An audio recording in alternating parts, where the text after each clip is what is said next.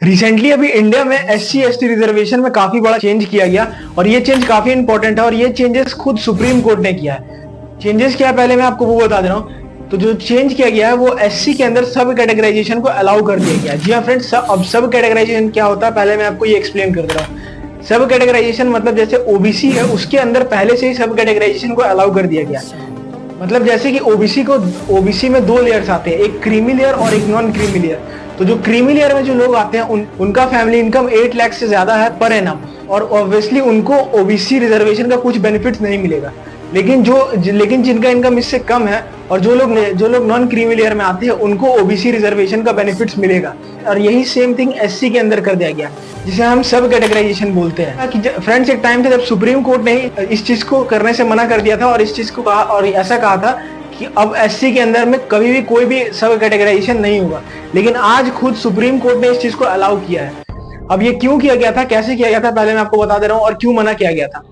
तो ये बात स्टार्ट होती है 1975 से, जब पंजाब गवर्नमेंट में एक रिजर्वेशन को लेकर के एक लॉ पास किया गया था और उस रिजर्वेशन को दो हिस्सों में डिवाइड कर दिया गया था। जो पहले पार्ट्स में आते थे उसमें मजहबी और वाल्मीकि सिख आते थे और दूसरे में अनुसूचित जाति के लोग आते थे। और ये लॉ लगातार 30 साल तक पंजाब में चला।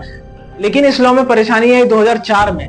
हुआ ऐसा था कि 2004 में 5 जजेस वाली टेबल मीटिंग बैठती है और उस मीटिंग में ये डिसाइड होता है कि ऐसा सेम लॉ हम आंध्र प्रदेश में भी पास करेंगे रिजर्वेशन को लेकर के। और ठीक ऐसा ही हुआ, पंजाब गवर्नमेंट से इंस्पायर्ड होकर आंध्र प्रदेश में भी ऐसा लॉ ला दिया गया और उस लॉ के अंदर में काफी ज्यादा कैटेगरीज बना दिया गया और उस लॉ का नाम रखा गया Andhra Pradesh schedule caste resolution of reservation act 2000। लेकिन हुआ ऐसा कि सुप्रीम कोर्ट ने इस लॉ को खत्म कर दिया ये कहकर कि इससे राइट टू इक्वालिटी का वायलेशन होता है। लेकिन आज खुद सुप्रीम कोर्ट ने इस चीज को अलाउ किया। हुआ ऐसा था कि अभी रिसेंट में सुप्रीम कोर्ट में 7 जजेस का टेबल मीटिंग बैठता है और उस मीटिंग में ये डिसाइड होता है कि अब हम SC के अंदर में सब कैटेगराइजेशन को अलाउ करेंगे। लेकिन उन 7 जजेस में से 6 जज ने इस चीज को सपोर्ट किया और एक जज जिनका नाम था जस्टिस त्रिवेदी, उन्होंने इसके अगेंस्ट में गए और कहा कि ऐसा नहीं कर सकते क्योंकि ऐसा करने से ऐसे कॉन्स्टिट्यूशन के आर्टिकल 341 के हम अगेंस्ट जाते हैं। क्योंकि फ्रेंड्स आर्टिकल 341 में ये मेंशन्ड है कि उसमें कैटेगराइजेशन की पावर सिर्फ और सिर्फ प्रेसिडेंट को है।